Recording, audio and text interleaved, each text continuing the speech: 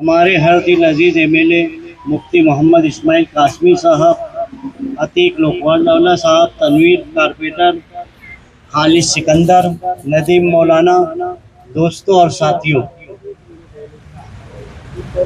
2017 में जब इलेक्शन हुआ, मुफ्ती साहब के साथ हम चुन कर आए।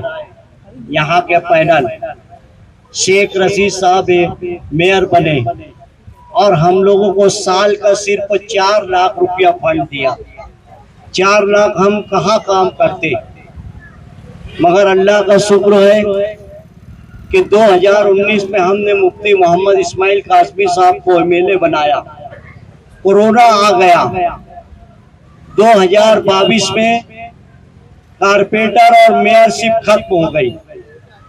2017 से लेके 22 तक का आप सर्वे कर ले या 20 साल का सर्वे कर लिया और 2022 से 24 तक का सर्वे कर ले।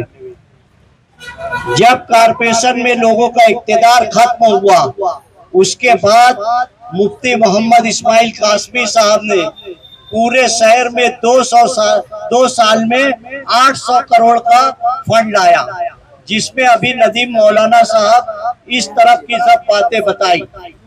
मेरा बताने का मतलब ये है कि कारपोरेशन 1000 करोड़ की थी, तो जब काम नहीं हो रहा था, एमएलए फंड सिर्फ 2 करोड़ रुपया साल का था, मगर उस वक्त तो सैकड़ों करोड़ का काम हो गया पूरे शहर में।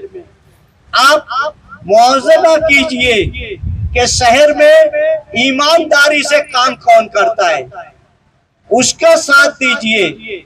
हमारे पास सरकार का फंड आएगा तो पूरी तरीके से जमीन पे लगाया जाएगा, 1 रुपया किसी के घर में नहीं जाएगा। हमारी कोशिश ये रहती है कि अच्छी क्वालिटी में काम होना चाहिए। अल्हम्दुलिल्लाह हमारे पास अभी मुफ्ती साहब का 4 साल है और आने वाले 6 महीनों में कारपोरेशन का इलेक्शन होने वाला है। आप 2022 से लेके 2024 तक का जिस तरह पूरे शहर में काम हुआ है वो देखिए, और कारपोरेशन इलेक्शन के वक्त आवाम से गुजारिश करूंगा कि ऐसे उम्मीदवार को चुने जो आपका हर बुनियादी सहूलत का काम करे। मुफ्ती मोहम्मद इस्माइल कासमी साहब एमएलए होने के बावजूद सैकड़ों करोड़ का काम पूरे शहर में 2 सालों में किया है। तो क्या अगर हमारा कारपोरेटर आ जाता है, मुफ्ती साहब के साथ रहने वाला आ जाता है, तो हजारों करोड़ का इंशाअल्लाह काम किया जाएगा, क्योंकि 1000 करोड़ से ज्यादा कारपोरेशन का बजट हो जाएगा और वो आपकी सहूलतों के लिए नहीं, आपकी बुनियादी सहूलतें पूरी हुई। आवाम का काम होना चाहिए, किसी का घर नहीं भरना चाहिए। ऐसा हम कोशिश करेंगे।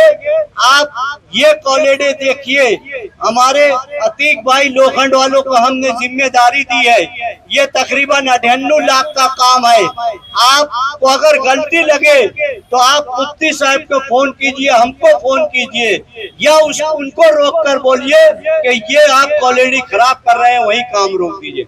काम इंशाअल्लाह ताला आप जैसा देख रहे हैं सलाम चाचा रोड का या और कहीं का, वैसा ही रहेगा या उससे अच्छा रहेगा। इसलिए मेरी गुजारिश है ये आवाम से कि आप ऐसे लोग के साथ रहे जो आपके खिदमत करे, आपका खादिम बन के रहे, ना कि अपना घर भरे। ऐसे लोग के साथ नहीं रहे। मैं इतना ही कहकर अपनी बात खत्म करता हूँ। शुक्रिया।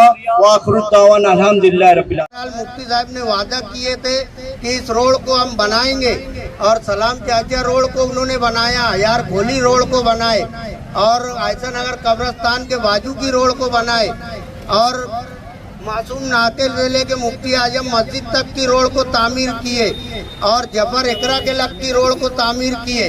और तामीर हमारी एक बुनियादी और एक ज़रूरी चीज़ थी जिसको मुफ्ती साहब ने पूरा करने का अहद किया और मुफ्ती साहब ने उसे मुकम्मल करने के लिए हमारे साथ हर वक्त कांधे से कांधा मिला के चल रहे हैं कि जो ज़रूरत है तुम बताओ, मैं काम करने के लिए तैयार हूँ।